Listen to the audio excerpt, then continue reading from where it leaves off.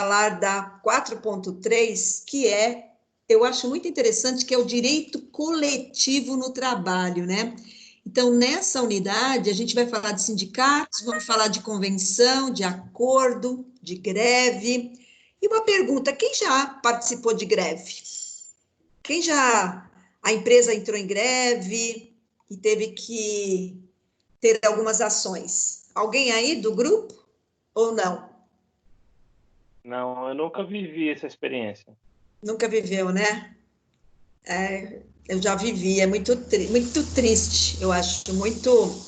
Por isso que é importante a gente saber como que a gente se comportar. Então, hoje, nessa disciplina aqui, eu vou começar com a fontes do direito do trabalho, porque é importante a gente saber, primeiro, o que é fontes, né? Tem as fontes materiais e formais.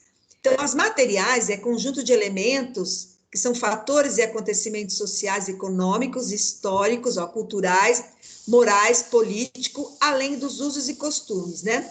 Então, aqui o exemplo que é dado é a Revolução Industrial, né, e os movimentos grevistas, quando aconteceu, na época, né, que a Revolução Industrial é do finalzinho do século XIX, começo do século XX, e a partir daí a gente foi, assim, fontes formais.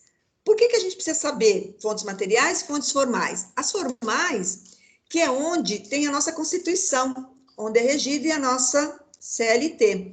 Então, vem a Constituição, vem as leis, vem os regulamentos, vem os tratados, vem as sentenças normativas, aí vem as fontes, né, de contratos autônomos, aí entra a convenção coletiva, né, de trabalho que nós vamos falar, que vem do sindicato, vem os acordos coletivos também de trabalho e os costumes. Os costumes é usado mais na Inglaterra, na França, eles lidam, até hoje, eles não têm um código como nós temos, código civil, código penal, uma CLT, tudo é baseado nos costumes, no direito romano da época, né, de séculos passados, século V, século VI, o juiz, ele decidia através do que tinha acontecido no passado, mas no Brasil a gente chama o common law, porque no Brasil, o que é válido é a lei, tem que estar na lei. Tem algumas coisas que a gente utiliza dos costumes. Quando uma jurisprudência, um caso é complexo e na lei não está muito claro, então vai se buscar através dos costumes, como que era feito no passado. Então, partindo daí, a Constituição, né, da República Federativa do Brasil, ela reconhece as convenções e acordos coletivos de trabalho nos artigos 7º, né, da nossa Constituição Federal, no inciso 26 e 8º, né, ou seja, no âmbito dos direitos fundamentais. Então, faz parte do contexto o fato de que o Brasil, que é signatário da Organização Internacional do Trabalho, desde 1919, a gente falou disso da OIT no primeiro dia de aula, em que pese não haver internalizado a Convenção 87, que trata da liberdade sindical, né, e ter ratificado as convenções 98 e 154, que tratam da negociação coletiva do trabalho. Aqui é um pouquinho do histórico, isso eu não vou pedir para vocês, né, decorarem isso, mas é bom a gente se situar aonde está localizado quando a gente vai falar do direito coletivo, que está nos artigos 611 A e B da Consolidação das Leis do Trabalho. É um artigo extenso, então ele estabelece que a convenção coletiva e o acordo coletivo terão prevalência sobre a lei quando dispuserem sobre determinadas matérias. Então, como é que funciona? Existe a convenção coletiva, o acordo que a gente vai detalhar, mas existe a lei. Então, quando a lei não está muito clara, e dentro do acordo é definido, né, sobre o quê? A convenção coletiva e o acordo coletivo terão prevalência sobre a lei quando, né, dispuserem sobre determinadas matérias. Então, é mais específico. Então, no artigo 611, ele esclarece isso, né? Ele arrola as matérias de direitos que não podem ser reduzidos ou suprimidos por fazerem parte do rol de direitos fundamentais sociais trabalhista. Então, por serem considerados, né, a cláusula pétrea, né, da Constituição Federal de 88. Partindo daí, aqui eu quis mostrar as fontes dos direitos, aonde fica, né, a Constituição. Aqui está muito mais claro para se ver a emenda, a lei complementar, a lei ordinária, né, acordo coletivo, que nos interessa aqui, tem a convenção coletiva do trabalho, e tem os fatores pré-jurídicos, que tem greve, por exemplo, né? Quando a gente usa aquela palavra heteronomas, né? Aqui eu coloquei, o que significa isso? Ela é imposta por um agente externo. Então, vem uma lei, alguém vai comentar sobre ela, então vem uma coisa o quê? Externa para esclarecer aquela dúvida que no direito do trabalho sempre surgirá um dispositivo. Então, dentro do direito coletivo do trabalho no Brasil, se iniciou com a vinda de imigrantes para o Brasil após a Primeira Guerra Mundial, destacando-se os italianos e os alemães, mais afetados pela desolação de sua terra natal após o conflito armado que devastou a Europa no início do século XX. Então, o Brasil começou a se preocupar quando começaram assim, a surgir muitos imigrantes para cá, principalmente quem tinha vivenciado a Primeira Guerra Mundial, foi onde esses imigrantes eles vieram substituir a força de trabalho escravo abolida pela Lei Áurea, né, em 1888, mas que pouco ou nada absorveu desta forma, dessa mesma força de trabalho, como a mão de obra assalariada. Então, se a gente observar, o Brasil, ele poderia ter crescido, ter sido muito mais do que os imigrantes chegaram aqui no Brasil e começaram a criar, montar empresas, a produzir. Os brasileiros, que era uma raça misturada, eles ficaram simplesmente, acho que, observando, e se você olhar hoje, os grandes empreendedores, é muita gente que veio naquela época, veio os chineses, japoneses, os europeus também vieram, então eles conseguiram. Só que no Brasil, eles começaram a se preocupar com a relação de trabalho, né? Então, por que começaram a surgir os acordos, né? Porque tinha assim, acordo coletivo é diferente de convenção coletiva. Então, acordo, sindicato dos empregados versus empregador, sem sindicato. Seus termos abrangem apenas aos empregados da empresa em questão. É um acordo que você faz. Nós vamos falar da nova lei trabalhista, qual foi a mudança que ocorreu. Aí vem a convenção coletiva, é entre dois sindicatos, dos empregados e dos empregadores. Então, seus termos abrangem toda a categoria. Para frente, aqui nós vamos comentar um pouquinho. O que muda com a reforma trabalhista? Como é hoje, acordos coletivos e acordos individuais. Não tem poder de lei. A partir de 11, né, do 11 de 2017, os acordos coletivos definidos entre as empresas e os representantes trabalhadores, assim como os acordos individuais em relação à jornada de trabalho e salário, por exemplo, terão poder de lei. Então, essa foi uma mudança, né, dentro da lei que não tinha, e desde 2017, vai fazer 3 anos que ela foi implantada aqui no Brasil. Bom, a partir daí, a gente fala a divisão do direito do trabalho. Então, direito individual do trabalho tem por objetivo o estudo das relações entre empregado e empregador. E direito coletivo estuda a organização sindical, os conflitos coletivos de trabalho, a greve, os acordos, convenções coletivas de trabalho e o poder negocial e de representação de entidades sindicais. Então, esse capítulo, né, do que está no AVA, ele vai falar sobre esses tópicos: direito, né, do trabalho, direito coletivo, direito individual, convenção coletiva do trabalho, acordo coletivo, greve e a negociação sobre o legislado.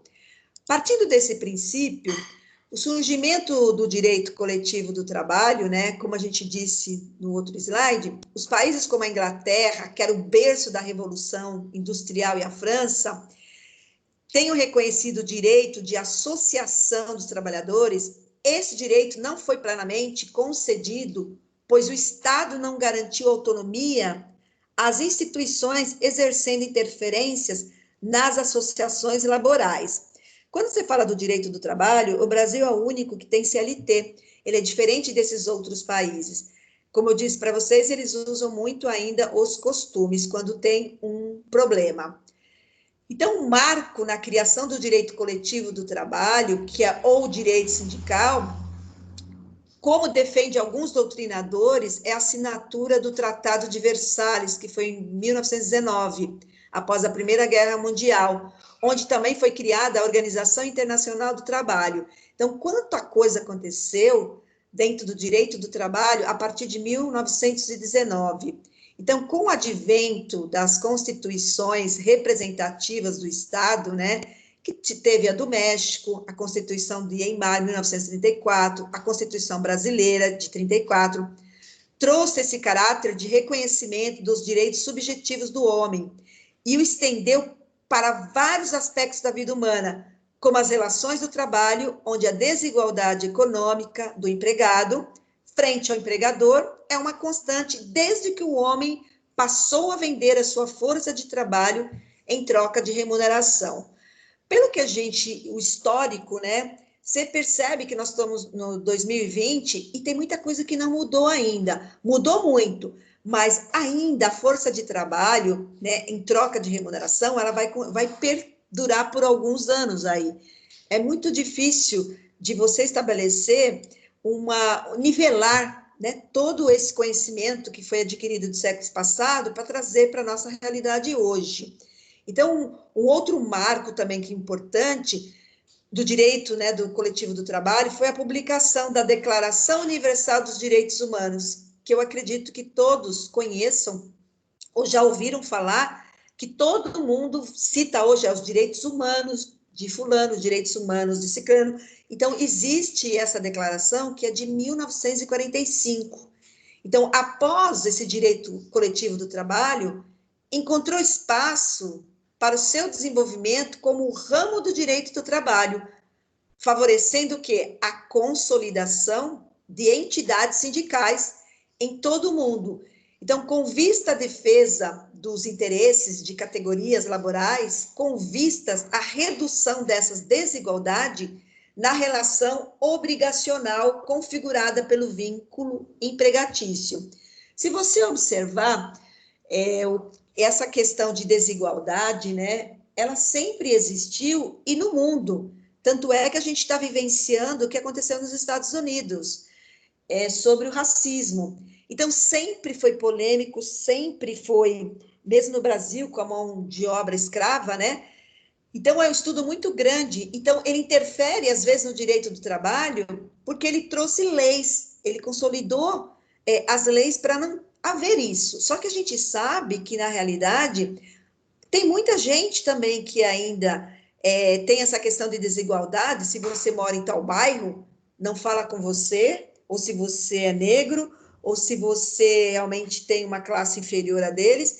Então, é uma questão que as pessoas deveriam tomar essa consciência, mas o dinheiro hoje, o capitalismo, ele fala muito mais. Existem, né, esses conceitos, mas eu quis dar um pouquinho do histórico, porque no livro mesmo, né, do AVA de vocês, da legislação, ele menciona sobre alguns aspectos, né, mais profundos que eu estou informando para vocês sobre a história.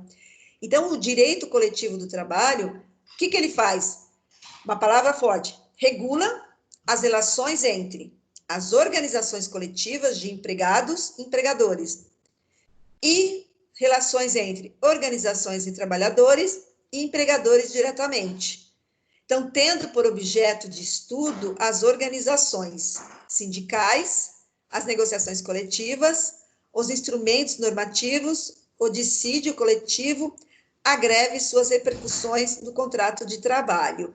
Então, como é importante, né? A gente sabe que tem o dissídio, a gente sabe que tem greve, a gente sabe que tem os sindicatos, mas a gente não conhece detalhadamente esse processo. Partindo das negociações, elas fazem parte das relações de trabalho. Elas existem para garantir que tanto trabalhadores quanto empregadores saibam claramente quais são seus deveres e direitos. Então, chegar a consensos nem sempre é fácil. Então, existem diferentes maneiras de formalizar os termos negociados, que podem ser registrados em acordo e convenção coletiva, chegando, em último caso, ao dissídio coletivo de trabalho. Então, qual que é o objetivo das negociações que fazem parte das relações de trabalho? É garantir o alinhamento entre empresas e sindicatos, que representam os interesses dos trabalhadores. Aqui, quando a gente fala direito coletivo do trabalho, estuda as relações coletivas do trabalho, direito sindical, além das relações coletivas de trabalho, ele estuda as organizações sindicais.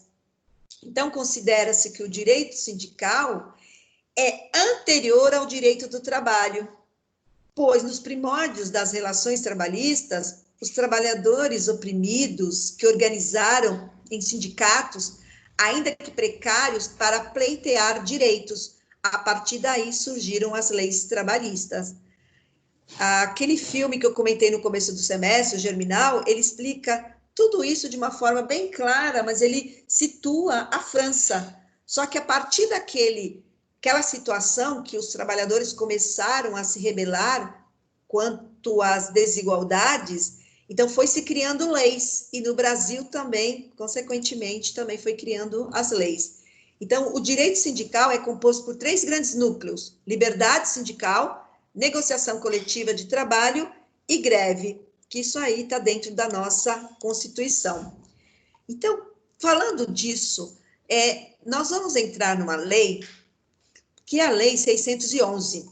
A convenção coletiva e o acordo coletivo de trabalho têm prevalência sobre a lei, quando, entre outros, dispuserem sobre pacto quanto à jornada de trabalho, observados os limites constitucionais, banco de horas anuais. Isso aqui, gente, foi alterado agora em 2017.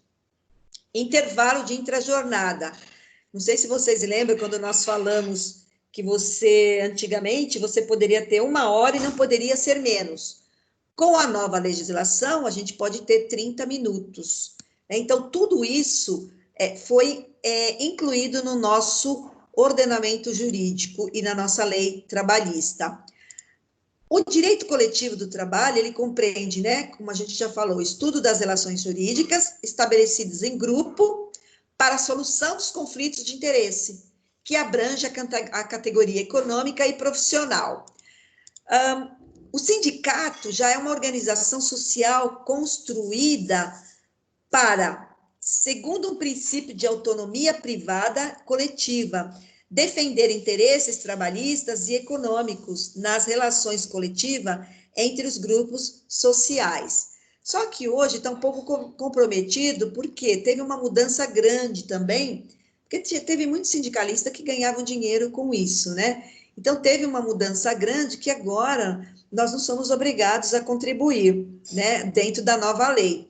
Então, dentro desse artigo 600, que ele é super importante, que é a Convenção Coletiva de Trabalho, é um acordo de caráter normativo pelo qual 2 ou mais sindicatos representativos de categorias econômicas e profissionais estipulam condições de trabalho aplicáveis no âmbito das respectivas representações.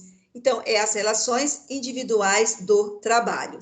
Se a gente olhar aqui esse slide, acordos coletivos, como é hoje?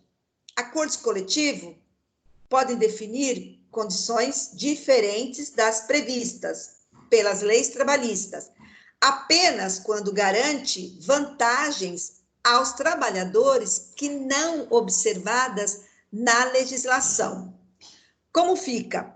Acordos coletivos passam a prevalecer sobre a legislação trabalhista, mesmo para casos nos quais não ocorram vantagens para os trabalhadores. Então, acordos individuais prevalecerão sobre o coletivo, mas isso para empregados com nível superior e salário igual ou superior a 2 vezes o limite máximo dos benefícios do INSS, que é 5.531,31. Então, teve perdas, teve ganhos dentro dessa nova legislação, mas não dava para continuar com uma consolidação de 1943, já que o mundo mudou. Por isso que teve essa mudança muito grande, né, que é a reforma trabalhista, que é a prevalência dos acordos ou convenções coletivas sobre a lei. O negociado por intermédio de acordo ou convenção coletiva prevalece sobre a CLT, salvo nos casos em que a negociação é considerada como objeto ilícito. Hoje, caiu 50% das ações trabalhistas com a reforma trabalhista. Por quê? Começou, antigamente, qualquer coisa, o funcionário entrava com processo. E a empresa sempre perdia, a grande maioria perdia, porque eles davam muito privilégio para os colaboradores. E hoje não existe mais isso. Então, hoje, com essa mudança, as pessoas pensam 2 vezes mais antes de entrar com o processo, porque senão você vai ter que pagar uma parte das suas custas. Então, nesse artigo, que é muito falado quando se fala de convenção, que é o 611, ele define que a convenção coletiva como um acordo de caráter normativo entre um ou mais sindicatos de empregados e de empregadores, a definir as condições de trabalho que serão observadas em relação a todos os trabalhadores dessa empresa. Então, no parágrafo 1º, o artigo 611, ele esclarece que os acordos coletivos são os pactos entre uma ou mais empresas com sindicatos da categoria profissional, em que são estabelecidos condições de trabalho aplicáveis a essas empresas. Quando a gente olha aqui esse acordo, né, de convenção, dissídio, coletivo de trabalho, né, ele está na Constituição. Nesse artigo, sempre, os operadores do direito, eles utilizam muito esse artigo, porque eles são direitos dos trabalhadores urbanos e rurais. É o reconhecimento das convenções e acordos coletivos de trabalho. Quando alguém entra com processo contra a empresa, a primeira coisa que o funcionário tem que fazer, ele tem que ver o que está na lei, o que está na Convenção Coletiva do Trabalho. Ele tem que olhar, estudar esse artigo, de acordo, né, com a norma que está lá vigente, ele saber decifrar o que significa esse artigo. Porque se a gente olhar aqui, ele está na Constituição, é que nós não estamos com a Constituição aqui, mas ou com o artigo 611. Ele estabelece o quê? Qual que é o acordo? É o acordo que estipula condições de trabalho aplicáveis no âmbito da empresa ou empresas acordantes, às respectivas relações de trabalho. Então, a celebração dos acordos coletivos de trabalho é facultado aos sindicatos representativos das categorias profissionais, de acordo com esse artigo. A falha que acontece quando algum funcionário entra com o processo, que ele não tem conhecimento desse artigo. Então, por isso que o advogado, ele tem que orientar, mas muitas vezes ele não se preocupa e acaba perdendo a ação por uma falha, né, que talvez seja até do advogado não ter comunicado ao próprio funcionário. Então, qual a diferença aqui que a gente vai trabalhar sobre dissídio, acordo e convenção coletiva? A negociação entre sindicatos e empresas existe para fazer esse alinhamento. Então, muitas vezes, o instrumento que garantirá melhores condições de trabalho para os trabalhadores. Para as empresas, ela traz segurança jurídica em caso de litígios trabalhistas. Então, a negociação, ela deve ser um instrumento usado para dirimir conflitos. Então, exemplo, quando o Sindicato dos Trabalhadores pleiteia uma remuneração melhor e as empresas representadas pelos sindicatos patronais negam o pedido, situação em que pode levar a greve e outras formas de pressão. Porque a gente tem o sindicato patronal e a gente tem o sindicato dos trabalhadores. Então, se por acaso o sindicato dos trabalhadores querem um percentual e dos patronais não, aí vai para o dissídio, porque tem que ter um acordo. Então, o alinhamento entre empresas e sindicatos pode ser buscado a partir de diferentes instrumentos, que é o dissídio, acordo e convenção. O acordo envolve uma ou mais empresas e os sindicatos dos trabalhadores.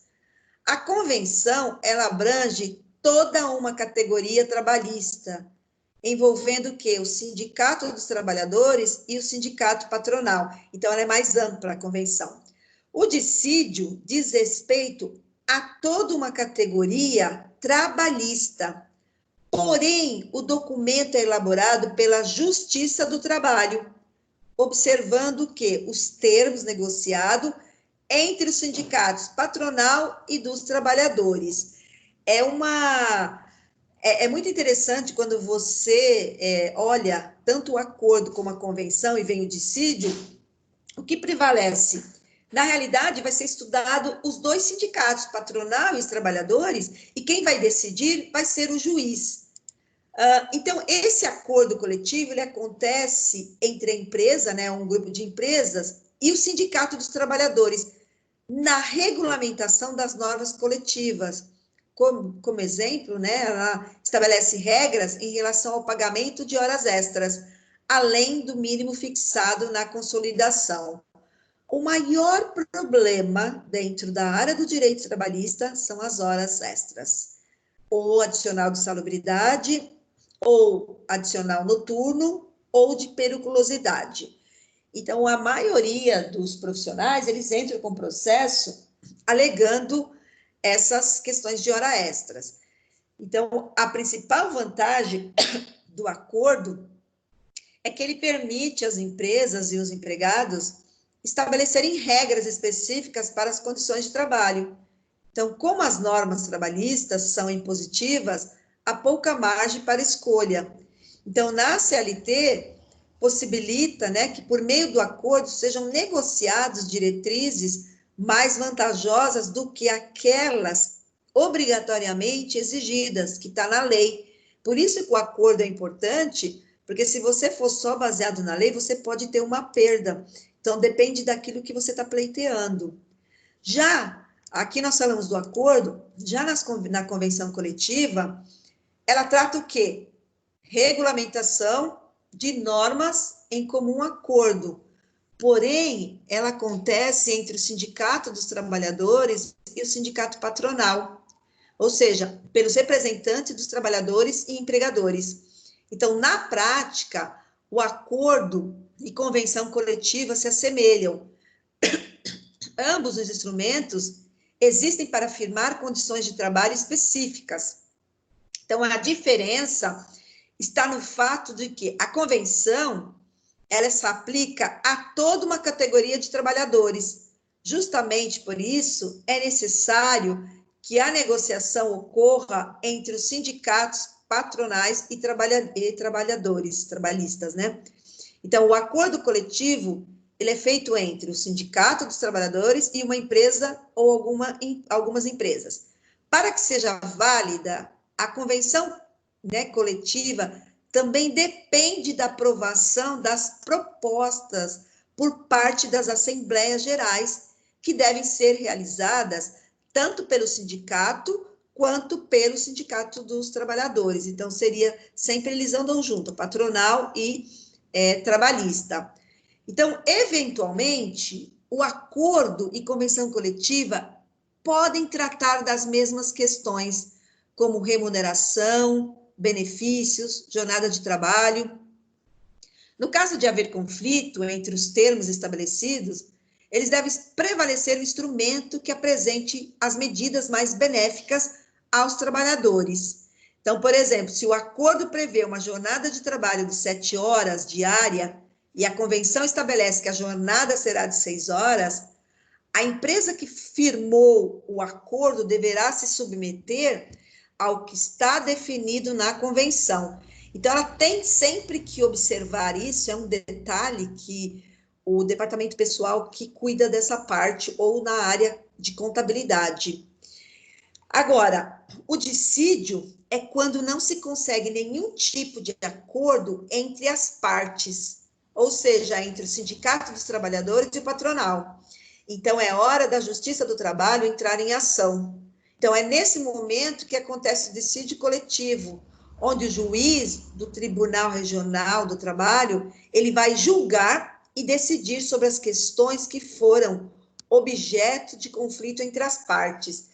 Essa parte aqui é interessante quando a gente visita, né, o prédio lá aquele do Lalau, que é trabalhista, o Fórum Trabalhista, você consegue ver, tem 90 varas lá. Então, cada vara vai tocar num assunto, né, dentro do direito. E você consegue ver na prática como que funciona. Então, você recebe, principalmente quem é o estagiário, no início do semestre, eu tinha até comentado, né, de a gente fazer uma visita lá, mas como foi fechado, mas é importante você ver na prática como é que funciona isso, né? Ele pega todo o que aconteceu no Sindicato dos Trabalhadores, no Sindicato Patronal, e aí o juiz, ele vai ler, vai ter um questionamento lá, e o juiz, né, do Tribunal Regional do Trabalho vai julgar e decidir sobre aquela ação. Então, o dissídio coletivo, ele é um processo mais prolongado, ele demora um pouco mais. Por quê? Ele só ocorre depois de esgotadas todas as negociações na fase da convenção coletiva. Então, esse tipo de solução é muito comum quando há divergências sobre reajustes salariais e os sindicatos patronais e os trabalhadores não conseguem chegar a um acordo. Dá um exemplo, se você trabalha com uma pessoa, você ganha mais, ele ganha menos, e quando ele sai da empresa, ele quer saber por que ele ganhava menos. Só que a pessoa tem que perceber que quando ele entrou, aquele profissional já estava, então teve os dissídios, então claro que ele vai ganhar um pouquinho mais. Mas por que não igualou o salário dele? Porque existem outras competências para isso, né? Então, às vezes, o funcionário não sabe, entra com processo e aí ele perde. Então, os termos discutidos na convenção coletiva, eles devem ser enviados para a mediação judicial, que é feita pela Justiça do Trabalho. Então, a decisão final cabe ao juiz responsável. O que mudou com a reforma? Em novembro de 2017, entraram em vigor as novas regras trabalhistas. Então, as mudanças, elas foram promovidas por uma lei que garantiu mais flexibilidade às negociações entre empresas e trabalhadores. Então, na prática, essa legislação fortaleceu os acordos entre as partes, definindo que os pontos acordados prevaleçam sobre o legislado. Então, a reforma, ela deu atenção especial aos acordos individuais, firmados entre trabalhador e empresa. E esse tipo de negociação está restrito a profissionais com ensino superior completo, com salário que seja pelo menos 2 vezes superior ao teto do INSS, e nos demais casos, a negociação só pode ser feita por acordo e convenção coletiva. Então, aí vocês podem perguntar, mas discriminaram? Não, simplesmente eles colocaram, quando você fala o ensino superior, subentende-se que a pessoa tem um pouco de conhecimento maior sobre a legislação. Então, com essa reforma, as negociações, elas ganharam autonomia, por isso que diminuiu os processos no Fórum Trabalhista. Elas ganharam autonomia para definir condições de trabalho que até então eram restritas. Exemplo, né, redução de jornada e salário. Então, trabalhadores e empregadores podem concordar sobre a participação na empresa, do programa Seguro-Emprego, que possibilita a redução da jornada e o salário dos funcionários, evitando assim demissões em momentos de crise. Por outro lado, profissionais têm estabilidade garantida durante o período. Tem muitas empresas que estão fazendo isso, né? Trabalhando nessa questão aí de redução de salário. Então, insalubridade é outro exemplo, que pode ser alvo de negociação entre empregadores e empregados, é a insalubridade. Então, as partes, elas podem entrar em acordo sobre qual será o enquadramento de insalubridade e sobre a prorrogação da jornada de trabalho em ambientes insalubres. Então, o acordo e convenção coletiva podem prever critérios para a remuneração por produtividade e desempenho individual que não precisam estar limitados pelo salário mínimo ou piso da categoria. Então, isso também foi uma mudança que é considerada útil, importante para os trabalhadores. Agora, quando você pensa tudo isso que a gente está falando, qual é a dificuldade em negociar os acordos coletivos? Né? É uma realidade vivenciada por empresas e trabalhadores em nosso país, que se por um lado busca uma negociação apta a implementar mecanismo de produtividade não obrigatórios em lei e em benefícios mútuos, como é o caso do PLR, que a grande maioria das empresas pagam, ou mesmo sistemas de jornada, benefícios aos trabalhadores, como jornadas flexíveis, banco de horas, não consegue avançar em seu intuito, né, seja pela total ausência de respostas e interesses das entidades sindicais, ou também pelas dificuldades criadas pelas referidas entidades que passam a ser exigidas durante as negociações. Então, um critério muito importante é a gente saber negociar, por isso que isso é considerado uma grande dificuldade. Agora, como resolver esse impasse, né? Considerando que, em não se tratando de greve, seria incabível se cogitar em um dissídio coletivo suscitado por empresas em face de sindicatos profissionais que se opõem, de alguma forma, à negociação. E ainda que cabível, né, poderia o tribunal exercer o poder normativo não mais existente e fixar normas sem um comum acordo. Então, haveria algum meio judicial para forçar o sindicato a negociar? Isso é uma pergunta que eu faço. Você acha que há um meio judicial para forçar o sindicato a negociar? O que vocês acham? Dá para o sindicato negociar hoje com as novas mudanças ocorridas? Ficou um pouco mais difícil, né, professor? Ficou muito mais difícil, exatamente. Agora, por que ficou muito mais difícil? Qual que é um dos dispositivos que vocês consideram que é importante? Por que ficou mais difícil? Vocês acham que eles colocaram situações complexas ou não com essas mudanças? Eu acredito que sim. Algumas coisas se tornaram difícil. A não obrigatoriedade de pagar o sindicato, estabelecendo novos contratos de eventualidade, essas coisas, fortaleceu, lógico, o empregado e o empregador. Então, tirando um pouco o sindicato da jogada, né, da linha de negociação. O sindicato enfraqueceu, né, nesse momento. Os sindicatos na década de 80, 90 eram poderosos. Hoje já não, já deu uma enfraquecida. Então, depende também do tipo de sindicato, né? Porque existem vários tipos, né, de sindicatos. Então, por exemplo, aqui, a Convenção Coletiva do Trabalho, que é um instrumento normativo pactuado entre o sindicato de categoria, né, profissional dos trabalhadores, e o sindicato patronal. Então, fixar condições do trabalho aplicáveis à relação do trabalho. Então, aqui, quando você fala dessa convenção, é importante observar que existem regras que não podem ser negociadas, nem individualmente e nem coletivamente. Então, os direitos trabalhistas previstos na Constituição Federal, por exemplo, pontos como salário mínimo, licença maternidade mínima de 120 dias, jornada mensal de até 220 horas, 13º salário e entre outros direitos. Então, no novo cenário das relações trabalhistas, a realização de acordo e convenção coletiva é fortalecida. Então, ela teve um fortalecimento nessa questão, porque não dá para você realmente negociar. Você não pode negociar essas coisas aqui. Licença maternidade tem que ser no mínimo 120 dias. Salário mínimo, a jornada de trabalho e o 13º salário. Então, há um destaque ainda maior para os acordos individuais e específicos para empresas, né? Ficando os demais instrumentos direcionados para a discussão de aspectos que envolvem toda a categoria de trabalhadores.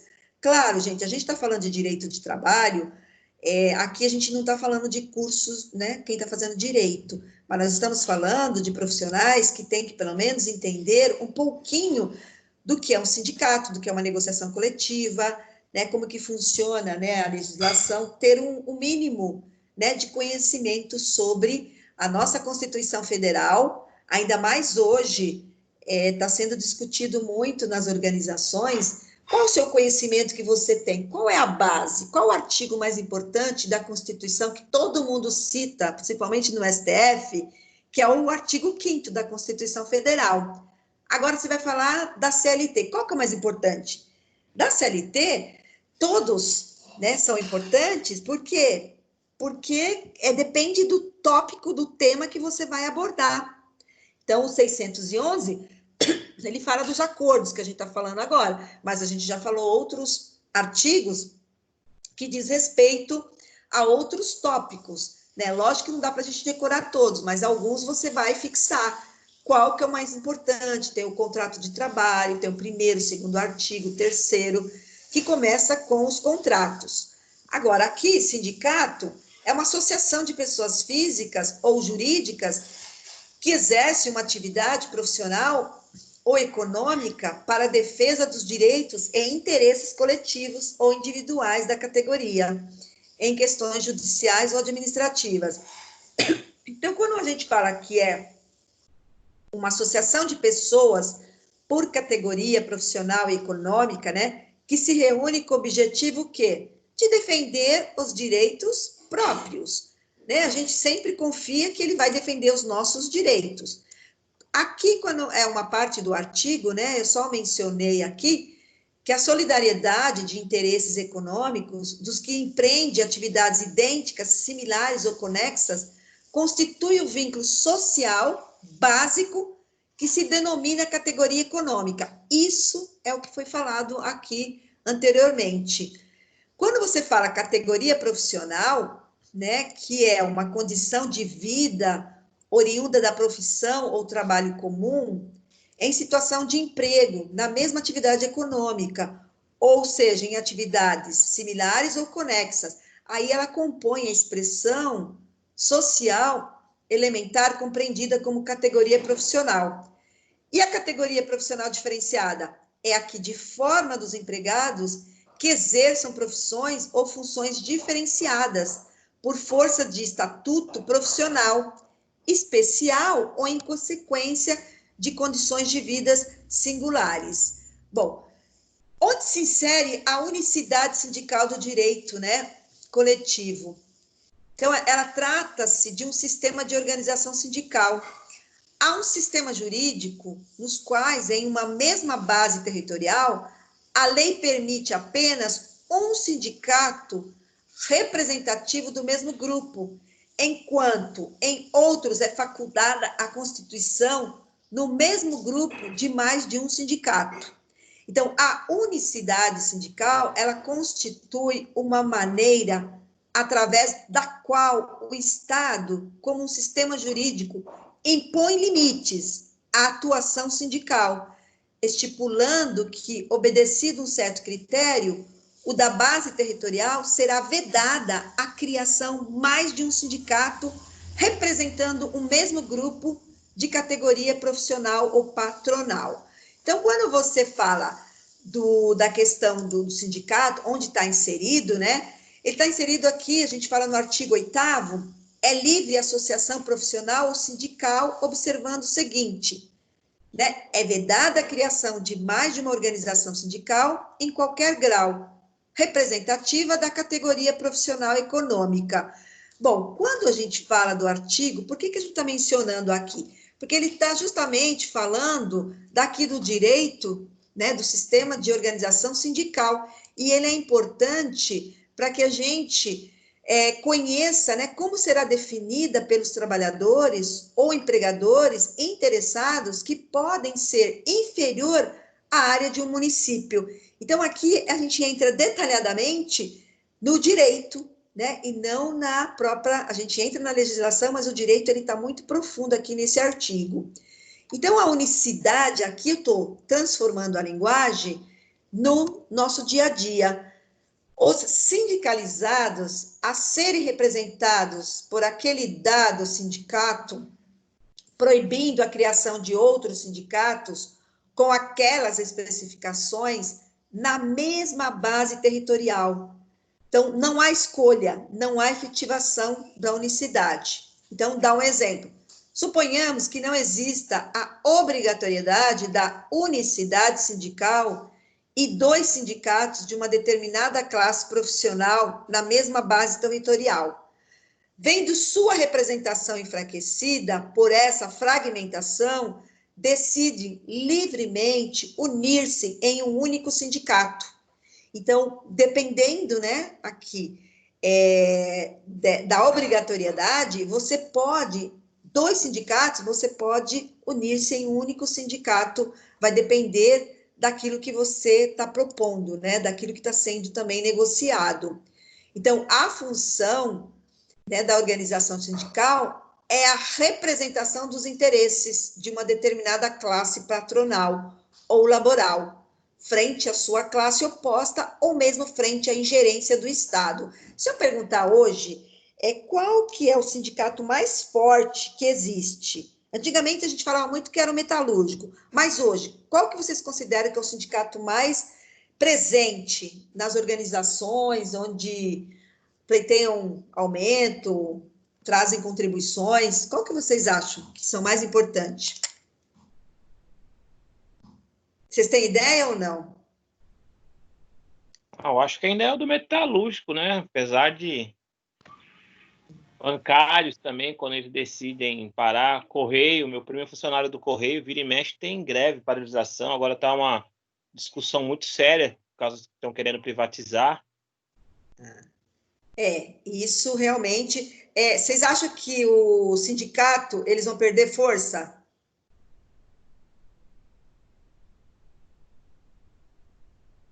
Aliás, eles estão perdendo, né? Eu acho que daqui uns anos não vai nem existir mais, serão poucos, só os principais mesmo. Acho que da metalúrgica, o do comércio é muito fraco, eu acho que serão poucos. Você está falando do comércio, existem também, até o da própria educação também, ele é fraco também. Então, hoje, se a gente considerar assim,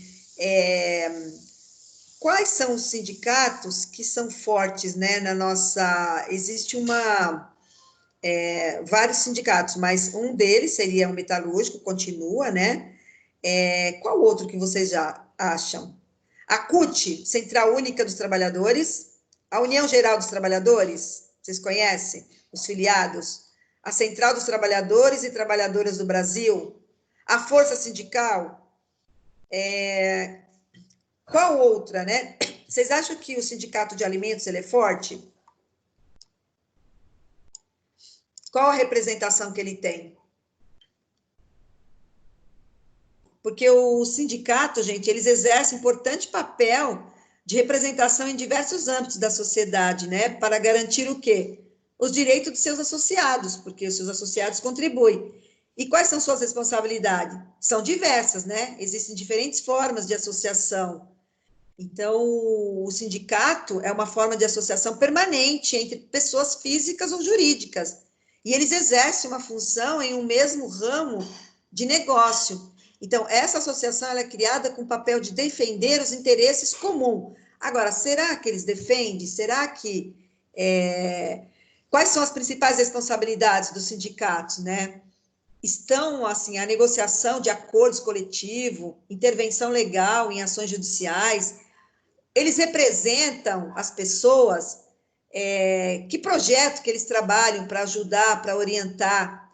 Então, tem a Constituição Federal, ela prevê aquilo que eu falei, qual o artigo? 8º, o direito livre à associação profissional ou sindical. Então, dentro do artigo, ele fala, né, um princípio que é a unicidade do sindicato. Ela determina que só pode existir uma organização sindical em qualquer grau de categoria profissional e econômica, né? Então, a base fica a critério dos trabalhadores e do sindicato. Então, existe a estrutura, né? Os sindicatos, eles protegem os direitos dos trabalhadores de uma categoria, né? Negociando diretamente com os empregadores seus interesses, né? A defesa dos direitos.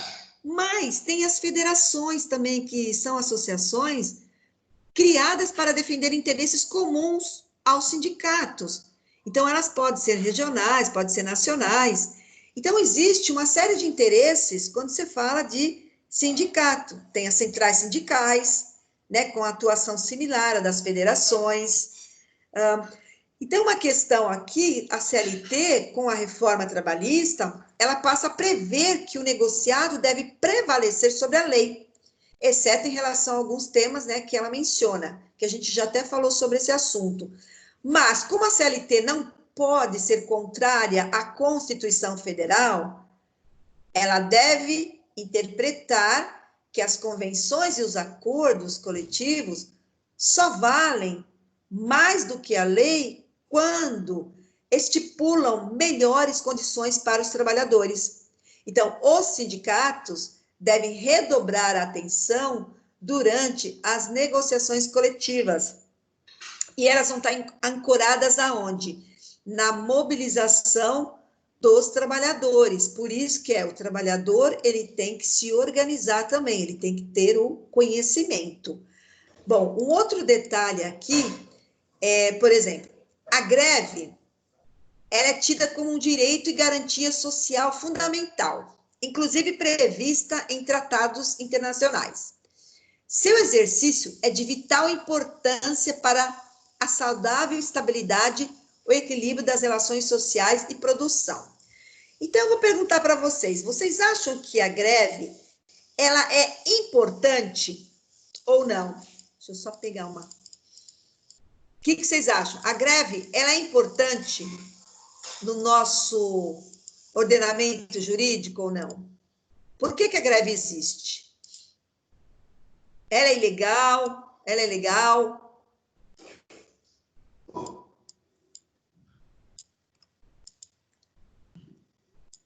Para que existe a greve? Eu coloquei aqui para ajudar, né, vocês? A greve, ela pode ser o quê? Definida como um movimento de suspensão coletiva temporária e pacífica, total ou parcial de prestação de serviços. Então, a greve é um direito a ser exercido coletivamente. Não existe greve de um trabalhador. A greve é um movimento pacífico temporário, greve com violência abusiva. A greve, ela gera, em regra, a suspensão de contrato sem o pagamento dos salários, mas pode acontecer do Poder Judiciário determinar o pagamento dos salários. Então, o que é a greve, né? Ela é importante ou não? Vocês acham que ela pode ser abusiva? Ela não respeita os limites do direito de greve imposto pela lei e Constituição? Ou ela é proibida? Quais são as greves que são proibidas, que são ilegais? Que não pode acontecer a greve? Quem gostaria de mencionar? Segurança pública, transportes, greve geral, essas coisas que são essenciais, né? Eu acho que não pode parar tudo, né? Metroviários, ônibus, petrolíferas. E qual outro?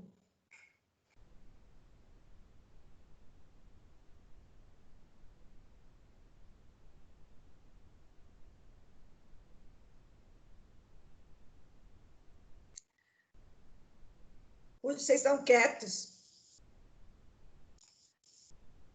E a greve abusiva? Qual que é a greve abusiva? A dos caminhoneiros, eu achei que ficou muito tempo.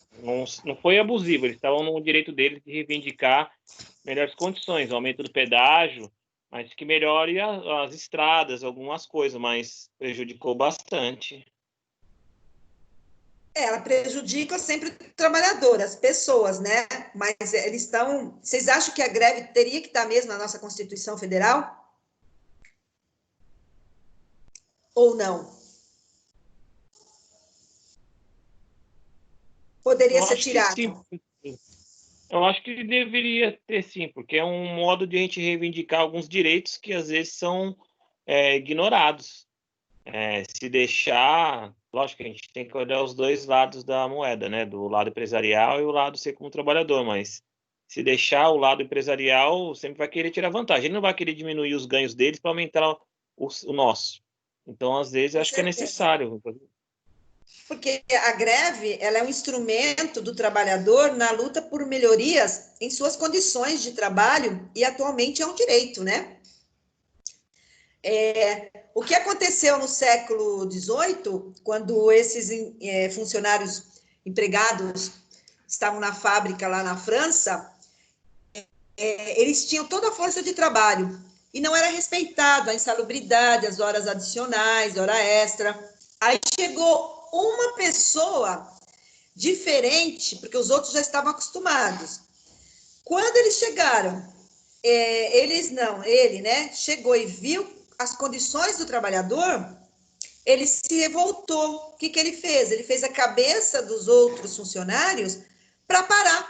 E aí não teve jeito, porque que seria na época, né, os reis, eles mandavam e os trabalhadores, né, tinha o proletariado e os trabalhadores, eles dependiam.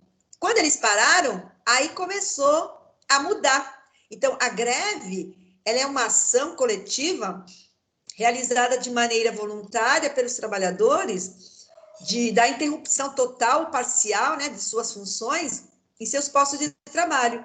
Então, a realização da greve, ela é um mecanismo utilizado pelos trabalhadores de diferentes partes do mundo para alcançar melhorias em sua situação de trabalho. Então, como em questão de segurança, benefício trabalhista ou salariais. Então, a greve, ela não visa somente a melhorias, mas ela é realizada por trabalhadores para impedir a desvalorização de sua função ou perda dos benefícios vigentes. Então, no Brasil, é resguardar como um direito fundamental do cidadão pela Constituição Federal, que ela está no artigo 9º da Constituição, até o 10º ela está. E tem os abusos cometidos, né? A greve ela pode ser realizada por trabalhadores de instituições públicas e de instituições privadas, como instrumento de defesa de interesses. Então, por isso que aqui eu coloquei greve abusiva ou greve ilegal. E a greve, ela sempre foi um direito do trabalhador, mas nem sempre a greve foi vista pelo Estado como um direito fundamental dos trabalhadores. E há muitas controvérsias sobre esse assunto, mas está na lei. Então, ao longo da história brasileira, a greve foi enxergada pelo Estado como um delito, né? E os trabalhadores grevistas eram alvos de intensa repressão por parte das forças policiais. Então, isso aconteceu no século passado, que estipulava, né, a greve como um ato ilícito e criminal. Então, por isso que teve que ser regulamentada, porque eles falavam que a criminalização da greve acontecia, né, que foi em 1937 a 45, por isso que na Constituição entrou a greve, ela é importante, é como forma de luta dos trabalhadores. Então, ela se popularizou muito, né, como instrumento de luta no mundo inteiro. Então, como causado o quê? Pela Revolução Industrial. Porque no século XIX, a Revolução Industrial ela foi a responsável pela substituição da manufatura pelo maquinário e causou profundas transformações na qualidade de vida dos trabalhadores. Eles trabalhavam muito, eram de 14, 15, 16 horas. Até os filhos trabalhavam na fábrica. Então, no século XIX, os trabalhadores também ingleses das indústrias viram o seu salário cair drasticamente e eram obrigados a trabalhar em lugar insalubres, sujo, sem nenhum tipo de normas de segurança, expostas a uma carga diária de trabalho exaustiva, chegavam ao máximo a 16 horas de trabalho diário por dia. E hoje, na nossa Constituição, é 8 horas. Então, por essa razão, começaram a surgir organizações de trabalhadores, né, que foram sindicatos, para delimitar formas de resistência. Então, foi a partir desse século que os sindicatos começaram a crescer, porque as reclamações eram grandes. E essas organizações, elas surgiram com movimentos para realmente fortalecer a força de trabalho. Então, houve muitos ganhos importantes, como a redução da carga de trabalho diária, que a gente está falando hoje, aumento salarial, proibição do trabalho infantil, porque até então existia. Então, no Brasil, a Organização dos Trabalhadores e o movimento operário demoraram a chegar.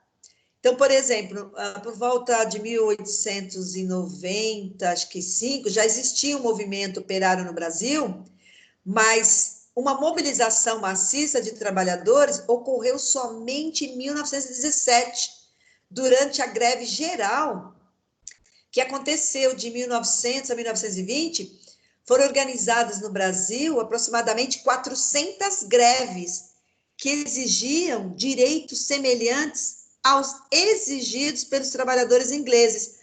Olha como começaram a se capacitar, tudo através do sindicato. Eles faziam reuniões. Então, a greve geral, que aconteceu em 1917, mobilizou mais de 50 mil trabalhadores em São Paulo e estendeu-se durante 30 dias. Então, essa greve ela foi antecedida por outros movimentos grevistas, né, na época de São Paulo, Rio de Janeiro, e repercutiu no país inteiro.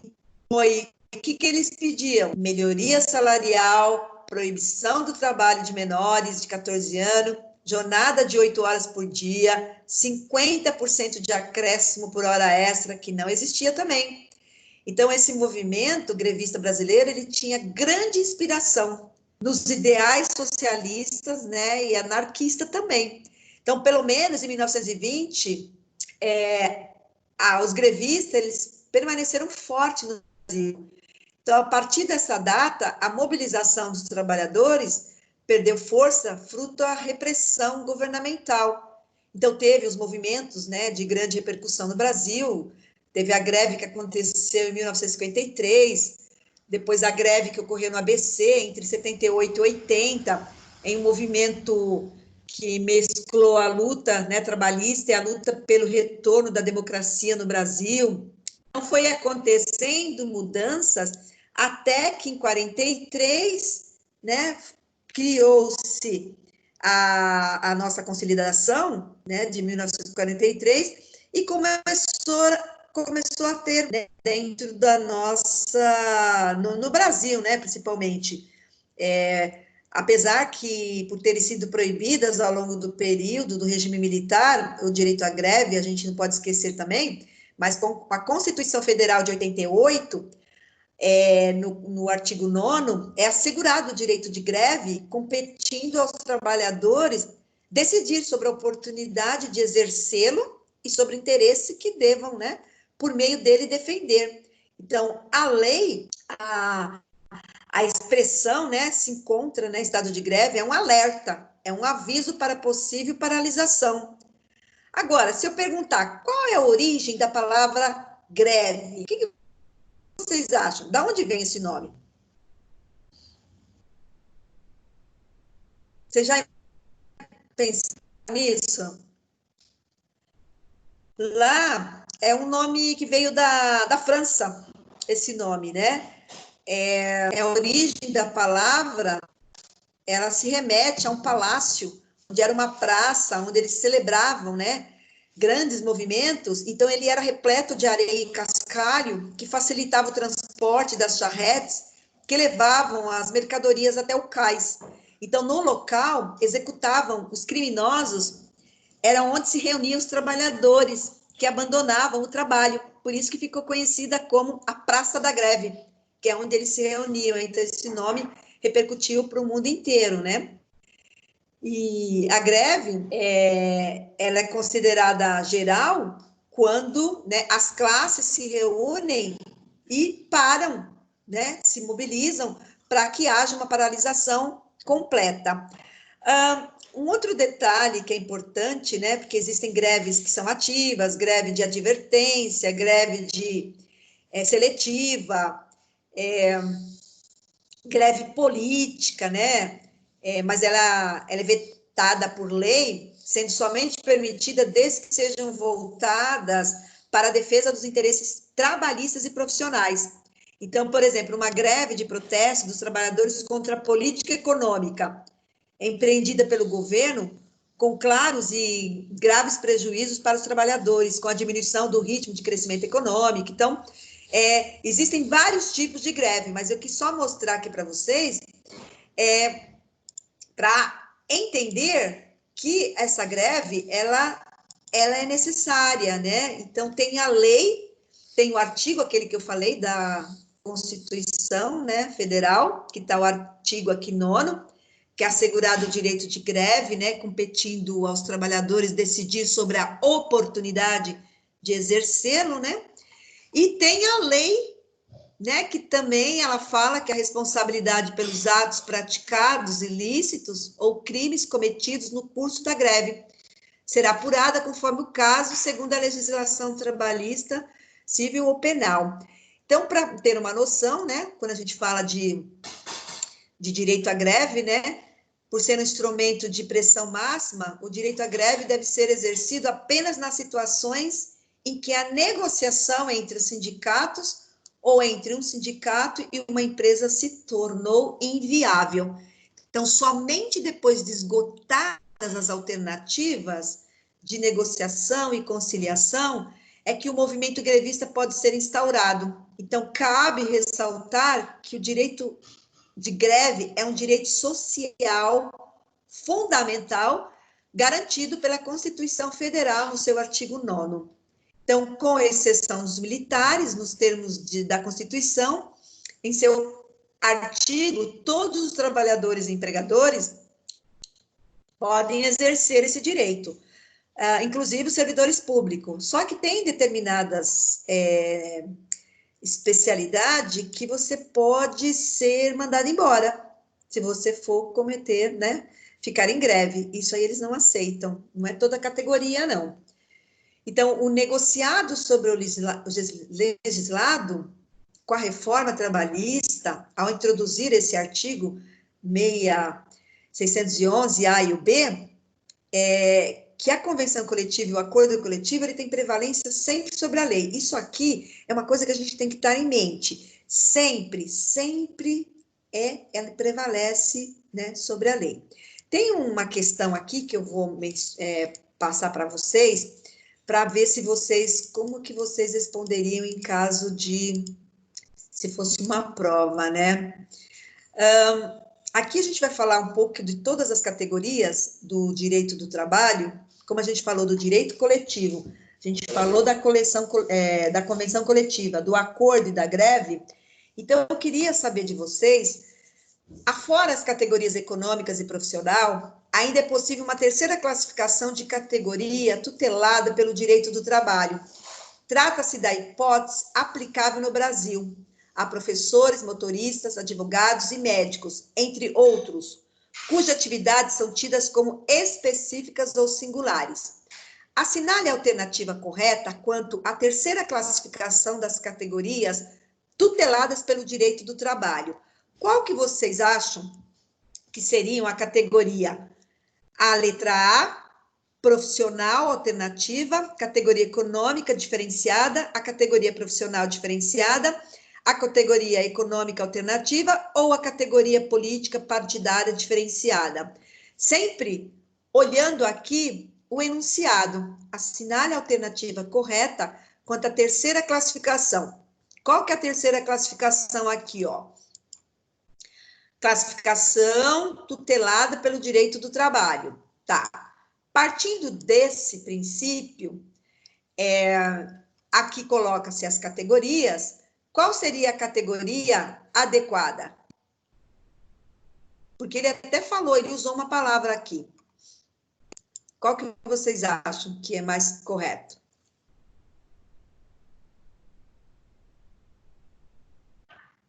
A diferenciada, professor? É, Essa profissional diferenciada, né? exatamente, aqui, ó. Categoria, porque ele já está falando aqui. Ela é aplicável, ela é diferenciada. Então, por Sim. isso que, já pelo nome, você já consegue responder. Agora, eu vou colocar essa outra aqui, que essa aqui é mais completa. Então, essa aqui está certa. Agora, essa aqui, no que se refere às diferentes categorias, interesses envolvidos num litígio trabalhista, sabes que é possível classificá-lo em dois grandes grupos, a categoria profissional e a categoria econômica. Foi um dos primeiros slides que eu passei. Nesse contexto, analise as afirmativas a seguir.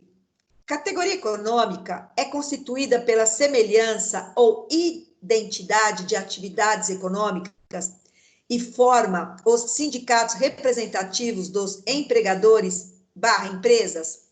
Sim. Categoria profissional, é verdade ou não? Então, vocês têm que ver qual que está correto. Verdade. Categoria profissional é constituída pela semelhança das condições profissionais ou trabalho em comum ou pelo emprego em uma mesma atividade econômica ou similar e forma o sindicato representativo dos trabalhadores? Aí tem que ver se é certa ou não.